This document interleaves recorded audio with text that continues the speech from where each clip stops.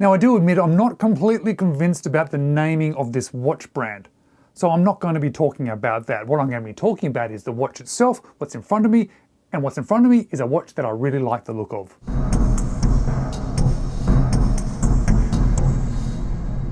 Hello, you're watching James. My name's James, you're watching me, and I am talking about watches. And when this company reached out to me, they offered me one of their watches that didn't really stand out to me. I hadn't really heard of the brand before, so I went looking on their website and decided to have a look through their range of watches, and amongst them, this one particular model stood out.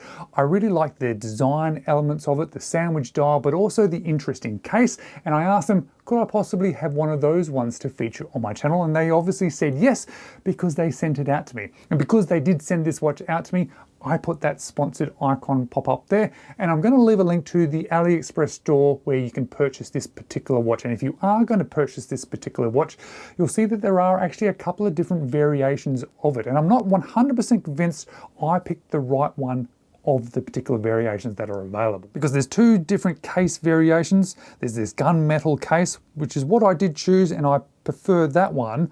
But within that gunmetal case, you'll see that there's a grey dial with blacked out numbers, which is the one that I chose. There's a greyed out version case with a black dial with white numbers, which I think maybe would have been the better choice. But there's also a green dial version, and then there's also a blue case version with these interesting orange accents. And that one doesn't particularly grab my attention. I think if you are looking at these watches, that the two that really do stand out is the one that I'm going to show you today, but also the black dial with the white numbers. But no matter which one you may end up choosing, they're all priced the same at 240 Australian dollars, and they do have all the same specifications.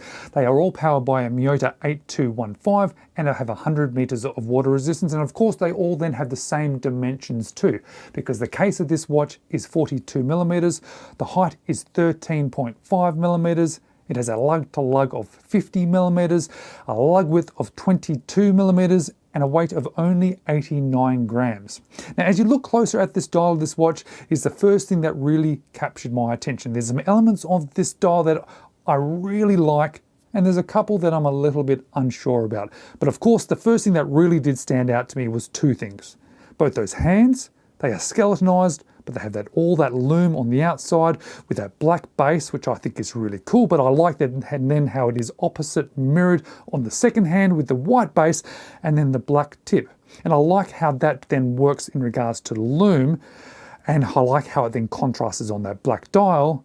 But I like how it contrasts on the dial that is a sandwich dial, and I like sandwich dial watches. However, this one, behind that sandwich dial where the numbers are, it has black lume.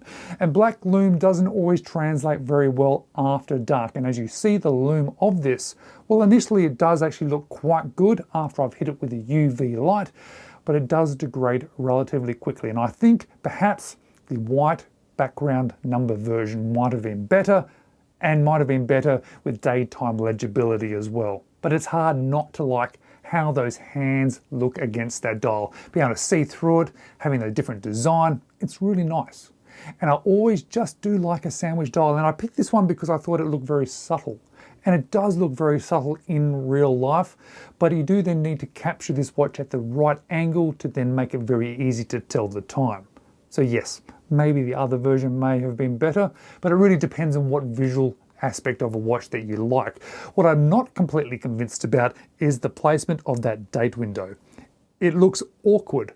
I get that this movement has a date, so perhaps they were trying to put it on there and work within the movement itself, but it looks awkward.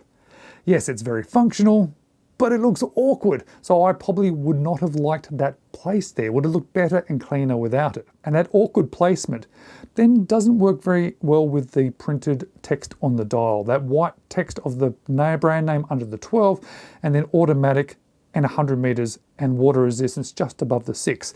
Now, some people may think that there's a little bit too much text just above the 6. I don't think it needs to say automatic, but that's what's on this dial, and there's already an awkward feature on this dial anyway, so I'm not completely convinced by that too. But it's one of these dials that there is some things that I really like, and there's a few things that I don't love, but it's interesting. But what's more interesting is then when you move to the case, because the case for me is actually a bit of a standout feature of this one. Both the look of it, this gunmetal appearance, but also the shape of it. It has a very soft feeling to it.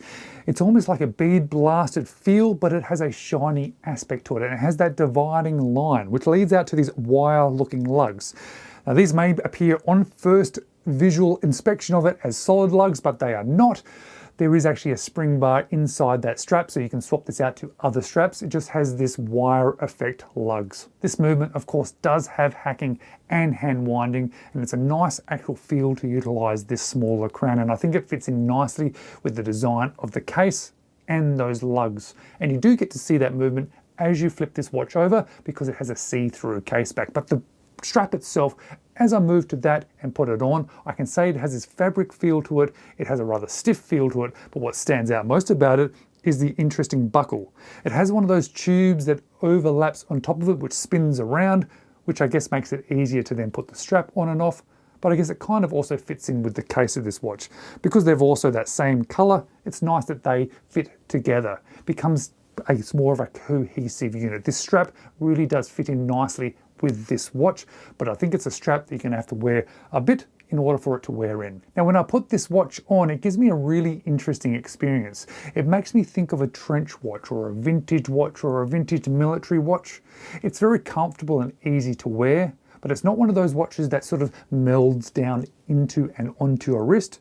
It sits differently, and just the experience of it is different. And as I've been wearing this one, I'm a little bit conflicted by it because there's elements of it that I do really like. I love the sandwich dial. I always appreciate a sandwich dial, and I like how they've done the sandwich dial on this.